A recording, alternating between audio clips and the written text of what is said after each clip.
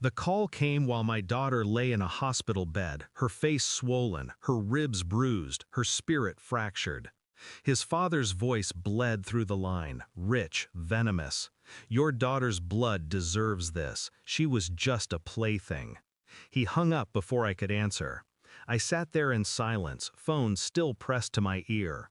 Rage should have erupted, but rage is a fire, and fire blinds. I'd spent 22 years behind a scope, learning patience sharper than bullets. My daughter's fiance, billionaire's son, protected by money, shielded by his father's reach. The doctor said she'd heal, but I knew wounds don't vanish. They echo, they scar. That night, I sharpened my silence into a weapon. And when I slipped past the gates of their $40 million fortress, I felt the weight of 22 years of training settle into my bones like a second skin. By dawn, 15 bodyguards were gone. The fiancé was gone. Lesson 1, I whispered into the empty halls, pain teaches better than privilege. I didn't kill him that night. That would have been too merciful. I watched him crawl, trembling, broken. A boy who thought wealth made him untouchable. I had stripped him of his shield in hours. But the betrayal wasn't just his violence, it was hers, my daughter's silence.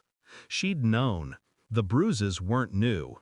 I saw it in her hesitation, the way she clutched her hands when I asked questions.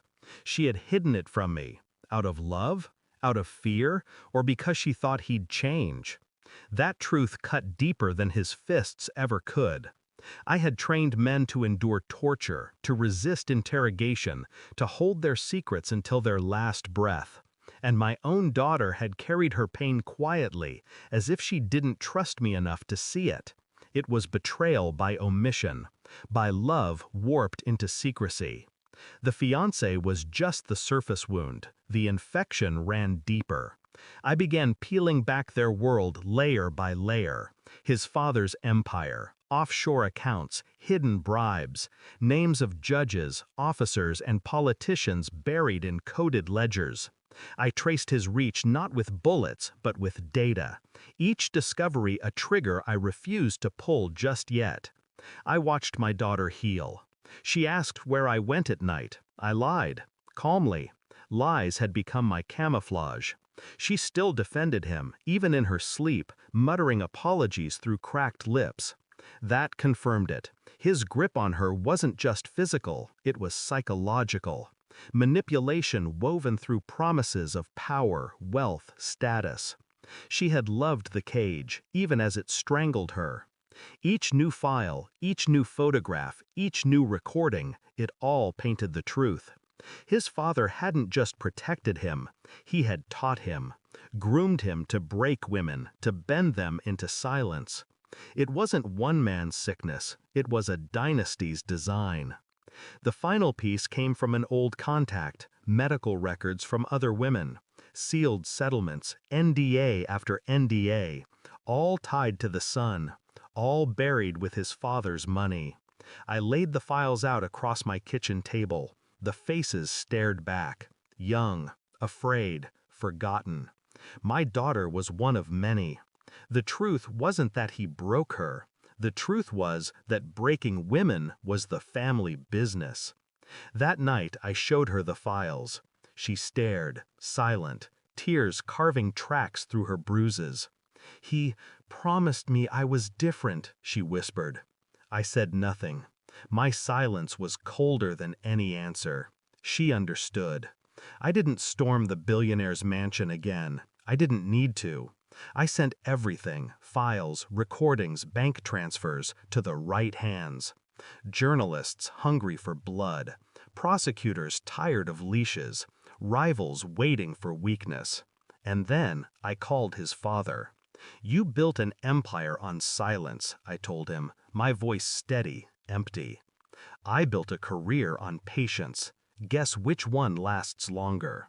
For the first time, he had no words, just breath caught in his throat, realization strangling him. The next morning, headlines tore his family apart. His son's face splashed across every screen. The fortress became a cage. The empire bled. and I hadn't fired a single shot.